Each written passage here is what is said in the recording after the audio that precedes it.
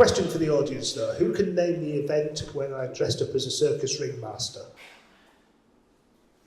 6. Nope.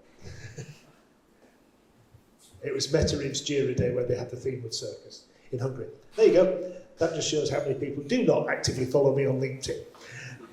So what outfit do we think Reece should be wearing? I could make the joke here about taking the theme of a circus, but I think we might get some inappropriate answers. So let's just take it as the theme is a public event. What sort of role do you think Reece would take? Would he be the person who was front of house? Would he be the person who was stage side making sure everything goes right? Or would he be the person at the back running around like the scared chicken, getting everything in order and making sure it happens? Front of house. One for the front of house. Any other takers on this? Right, so nobody's prepared to say what they think you should be. What do you think you would be, Reece? This is not how I thought this was going to go. I have no idea. Whatever's in your imagination, Phill, I think is the right answer. So, how do you see your role within Adaptavist? That was a difficult question. So I have a job title, which sometimes is relevant.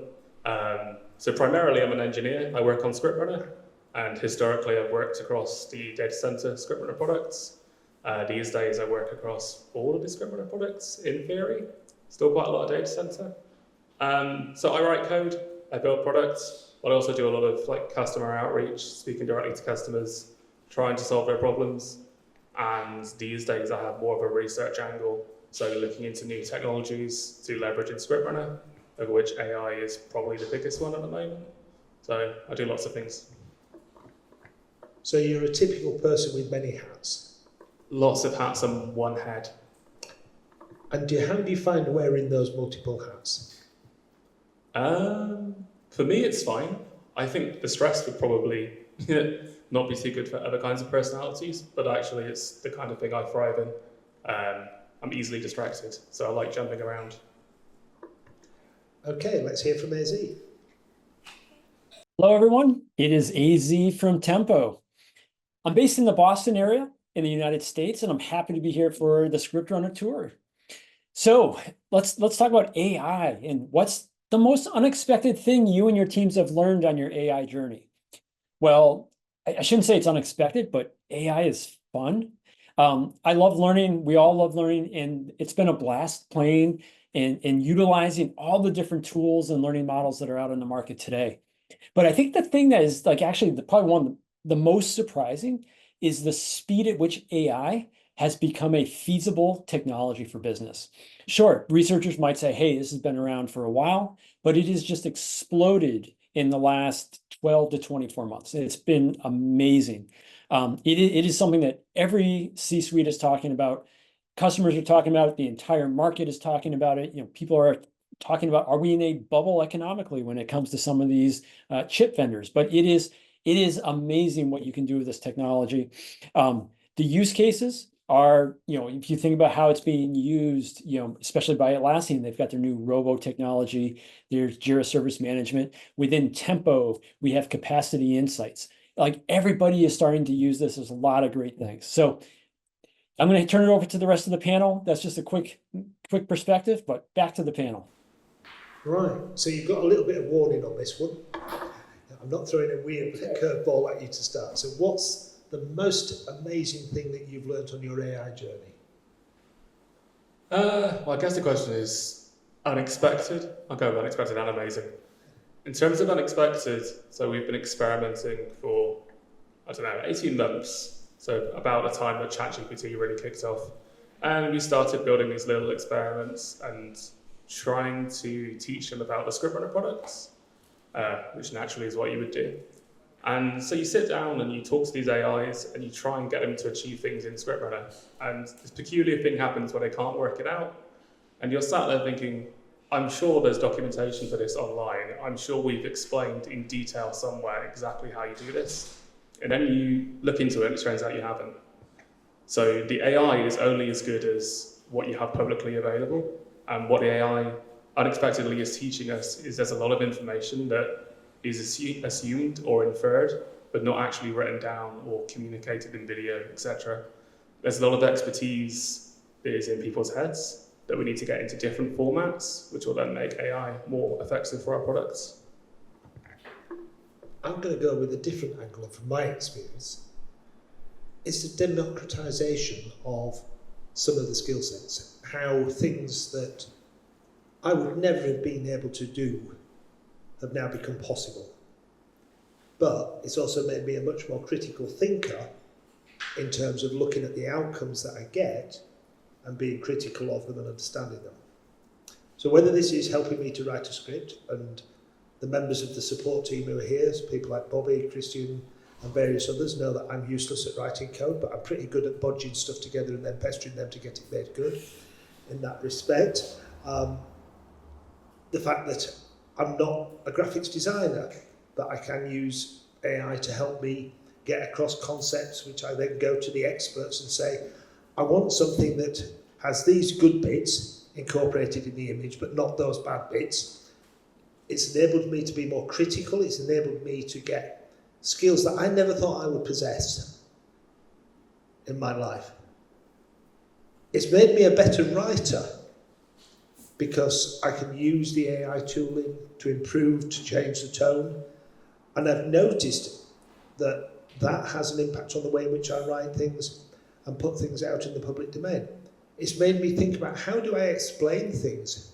It's even made me stop because I've used some of the, I won't go so far as to call it AI, but some of the review processes on some of the tools for presentations to actually get me to slow down when I'm presenting, because recognizing that I have an accent, not everybody can follow my accent, so talking slower. I don't always talk at this pace, but it's trained me by going through that AI training process, or whatever intelligence process you want to call it, to actually think that way. And I think this is something that people forget, is that we have human intelligence. And anything that we do in AI needs at this point in time at least, and maybe forever, I don't know, that's a topic you can discuss amongst yourselves, a level of critical thinking of human intelligence going, has the AI told me the right thing? In our internal chat, there was a long discussion around how many R's are in the word strawberry. And ChatGPT for a long time thought it was 2. Human intelligence says, no, that's wrong. But if you just accept the results of AI without applying that human intelligence in critical thinking to say, is what it is telling me true or realistic or possible, you're in risk of doing things that are wrong. Next question, please. And this time, this is one just for tempo. And Alex is going to tell us about the revolutionary steps with project management of AI. Hello, everyone. It is AZ from Tempo. So the question is, how is AI being used to optimize project management? And what benefits have you seen from integrating AI into your workflows? Well, project management, strategic portfolio management, these are big focuses of Tempo. Now, one of the ways you can think about this is it's feedback loops. So if you're in a development environment, everyone is familiar with the DevOps infinity loop. Well, in program management, strategic portfolio management, there's a lot of that. You need feedback. And the AI is something that can help drive feedback and do it in a way that's very efficient, and it can connect dots. So for example, one of the key feedback loops that's needed in project and portfolio management is we need knowledge of a human being's capacity to do work.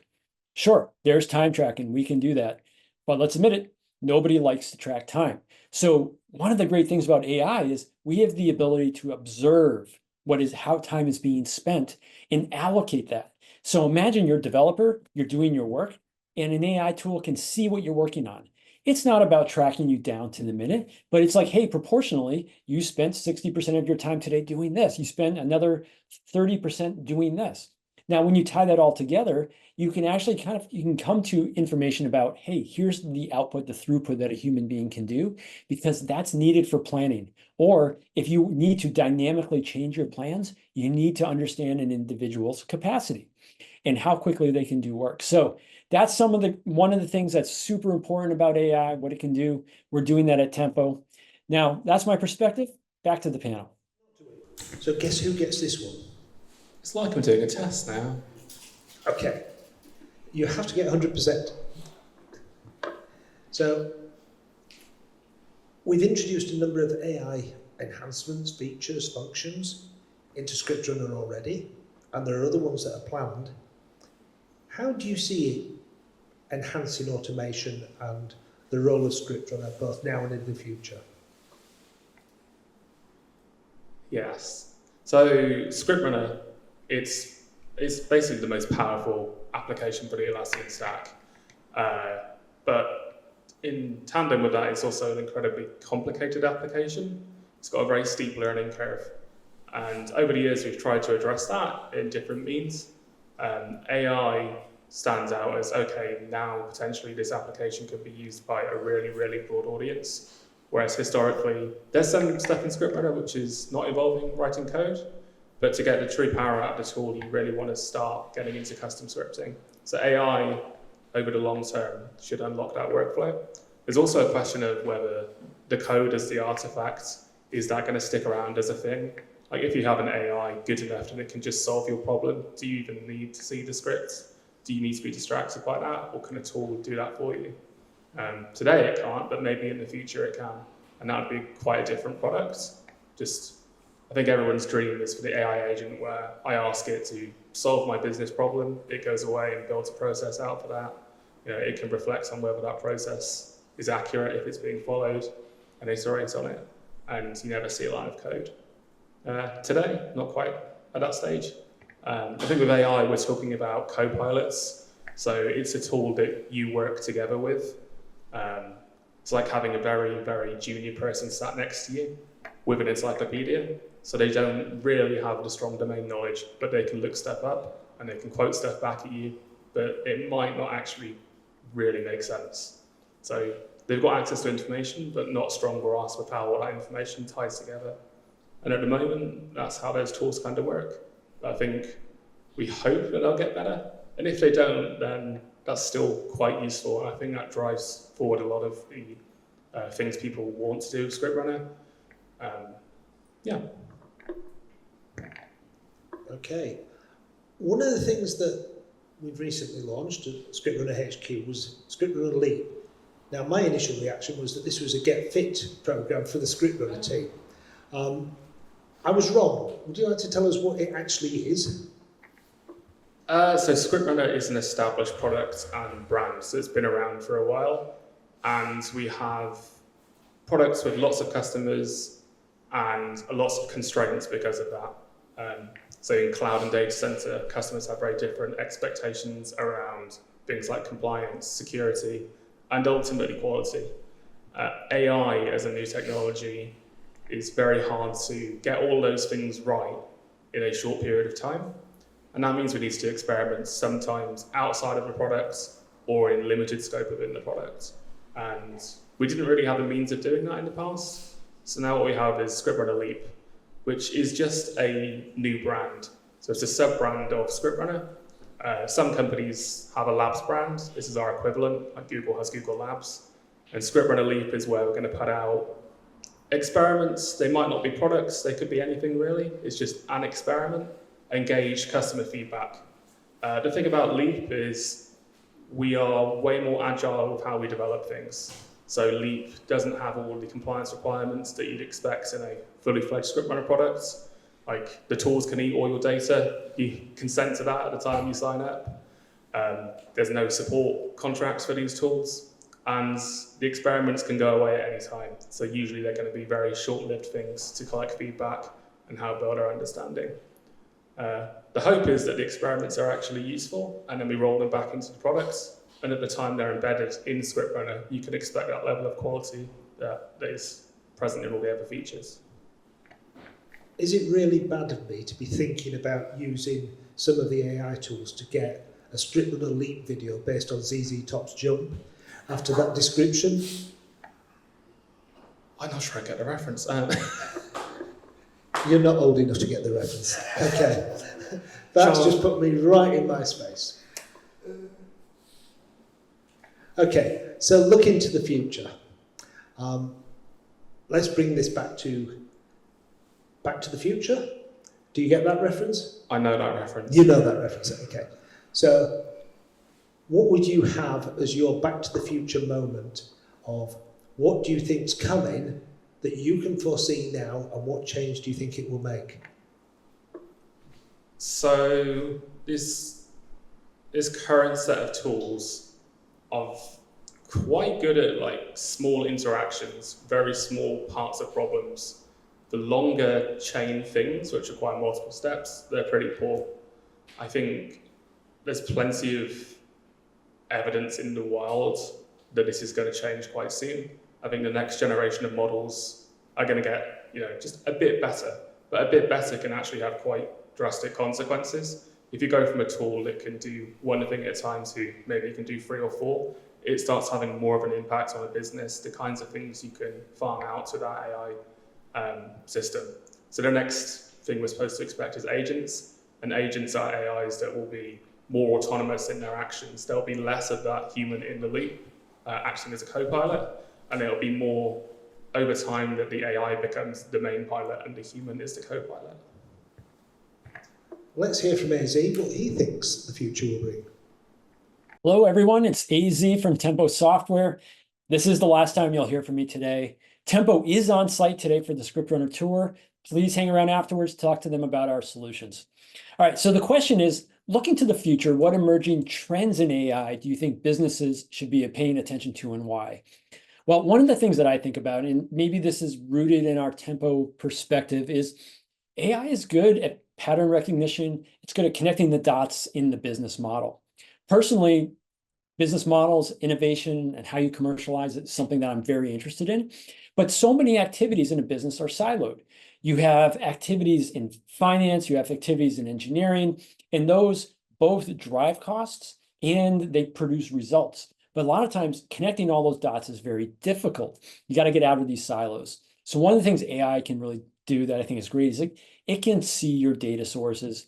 You can bring that knowledge together so that you're tying planning to execution to cost management. You can tie all those things together. You can get new perspectives on your business. You can look at ways to find efficiencies and drive your business. So that's one of the things that I think where AI is really going to pay off.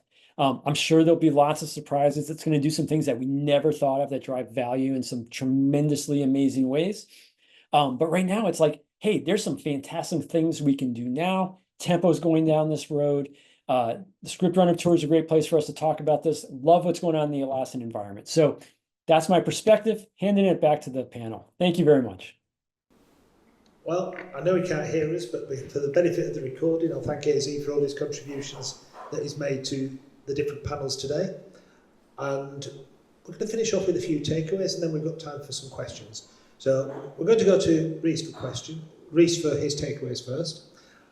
I will give my perspective, which is a totally unscientific, uninformed input, and then we'll invite questions from you. So I'm giving you a little bit of warning this time that questions are coming up so you can start to think about what you might want to ask Reece. Notice I say ask Reece, not ask me. Reece, 3 takeaways. So I think there's a few takeaways. Businesses should start experimenting with AI now. And the reason I say that is because the trajectory looks like it's going to improve. I'm not saying we're going to get to some superhuman tool, but it looks like there'll be enough of an improvement over the next 12, 24 months that there will be significant impact to businesses in terms of what those tools can offer. And I think a business drastically changes if AI starts encompassing multiple parts of the business. The other thing is development and software development specifically, which overlaps with ScriptRunner. So when this big AI craze first started, like your first intuition probably wouldn't have been that it would be adopted en masse by software developers. That seems like quite a complex area for a very new tool to take over in. And actually it's the complete opposite. Developers have swarmed to AI, and the ability of these models to actually generate code is really impressive. And I'm a software developer. I think it's impressive. but they still have a limitation that they're very good in small, constrained scenarios. There's some experimental stuff which goes a bit further, but if you just need one function or a few functions, AI can really do that quite effectively, and that overlaps a lot with ScriptRunner. So watching the software development space, I think, is my own takeaway. Third takeaway, I don't know. I think third takeaway is people. So how do people interface with these tools? How are people going to be trained to use the tools effectively? To Phil's points around, there is a learning curve to interacting with the models. You actually have to be very explicit in how you talk about things, which humans can often infer. AI sometimes needs a lot more explanation. And again, that's something for businesses to go away and work on. And hopefully it'll get a little bit easier over time as the models get more powerful. Okay, I'm going to take a slightly different angle, because I'm awkward like that. I should have looked this quote up before I came, so anybody who's got their AI tools, their Siri, their Google, Gemini, etc. open, you could ask it, who said the quote, "The science fiction of today is the reality of tomorrow"? And I think we're in that position at the moment with AI, that what we think of as science fiction will become the reality. Maybe not tomorrow, maybe not next year, but in the future. You have to look at all the different aspects that AI is now working in, whether it be writing scripts, writing words, writing songs, creating images, all of the things which in the past we had people who were experts employed to do those. And so when we think about that, we have to think about how does that expertise look in the future? What do we do to raise the bar and still have those centres of excellence against what is going to be a mass access approach? How do you get the superstar songwriter when everybody can write a song in the style of, I won't use ZZ Top because you don't get the cultural reference. Let's pick something. Taylor Swift, there you go. I've gone with the... Saw her last week. I never had you down as a Swiftie. That is really, yeah, okay. That's blown my mind that Reece is a Swiftie. Okay, how do you, yeah, that's definitely blown my mind. Not just a Swiftie, VIP Swiftie.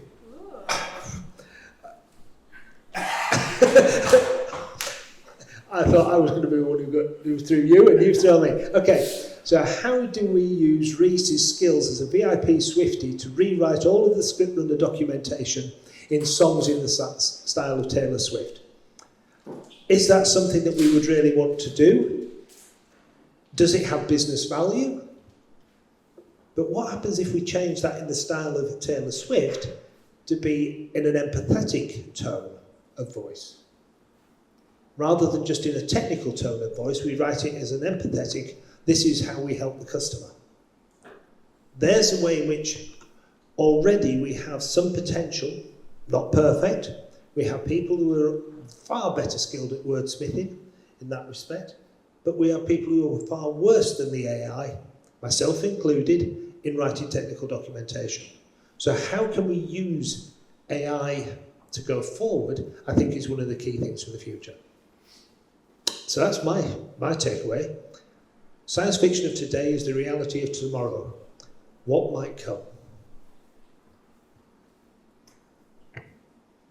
Audience questions, audience thoughts, audience insults, we'll take them all. I'm just going to ask Reece if he's going to make a new app called ScriptRunner.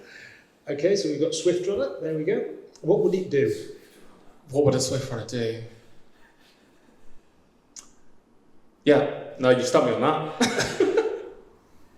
And would it do it at speed? Okay, Paul, you had a question, or a comment, or whatever. Yeah, I was less about ScriptRunner, but for Reece, like, I think with technology in the past, you see, as it's sort of progressed and it's been implemented, the cost is falling dramatically. The thing about AI and the huge amount of investment that's gone into it, I think there's a risk that it could become something where perhaps the cost has been hidden and is beneath the surface, and perhaps it actually starts to be hit as people start to get adoptions. And I wondered what your view on how that would pan out over the next 2 to 3 years. So recently, costs have fallen quite dramatically. And I think what happened was this technology came along, it's called Transformers, doesn't really matter. And people realized, okay, if we make this thing massive, we get really good results. And then they realize, oh no, we have millions of users. And actually this uses so much energy that we need to start thinking about having nuclear reactors on site to power the thing. So what has happened subsequently is things have been scaled down a lot more, and that's reduced costs. And not just reduce costs, but reduce cost while being at a similar level of accuracy and quality. But now what's happening is, okay, we've done this, we've made a big thing, we've made it small, now they're going to make a big thing again. And they're building like the world's largest data centers, taking the most energy, terrible environmental impacts on the whole. I think it's going to go like that. You're going to see like the bleeding edge is probably going to be expensive and consume a whole bunch of energy. But then there's going to be different levels of quality that you can get access to at different costs. Like the most recent large models are actually surprisingly cheap. And when you look at them compared to the salary of an employee, it's a rounding error. Any more questions? Go on, David. So I'm quite happy with AI, and I trust it enough to prototype a thing. But as Phill mentioned, it has problems with creating stories and understanding particular concepts. So how long do you think it's going to take before that extra level of human validation is actually required, and we'll have more trust that it's, because it'll confidently be right, but how long do you think it'll take before we don't require that validation?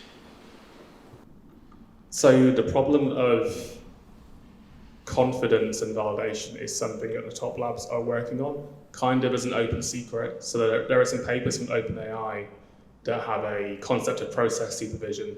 So you have one of these large models list out the steps it's taking to do something. AI is quite bad at getting something right the first time, but the models can actually detect errors. So back to the point of spending more resources to get quality, where it looks like things are going to go is you'll probably have a smaller AI create a list of steps of a process it's going to follow. Then a much larger model will critique those steps, and this will go in a loop until you get the right answer. So there's some quite promising results on things like maths. If you just spend enough energy and time, it turns out you can get the right answer. Is that actually valuable? Well, until the cost of that is low enough that an individual can use it, or an employee, probably not. But you can kind of see line of sight, and something that starts out expensive will get condensed over time, so it will get cheaper. I think that's probably where the next jump is going to come from. I think that there is evidence around that this is where things are going next. Yeah, I think one of the things, and this goes back to both Matt's talk and your comment earlier, the AI is only as good as the information it's being fed on.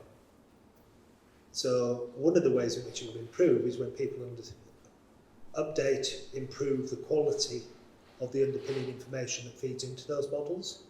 So when you get wrong answers, understanding why it's wrong and understanding how the model came to that conclusion and fixing that underpinning data is really important. Don't just assume that the model, the AI model, is going to handle all the vagaries of what is actually gaps in the knowledge or incorrect knowledge for it to actually be able to give the right answer. There's an old statement, garbage in, garbage out, and I'm afraid it still applies very much in the AI world. I agree. I'm glad you do. Okay, what do you want to do now?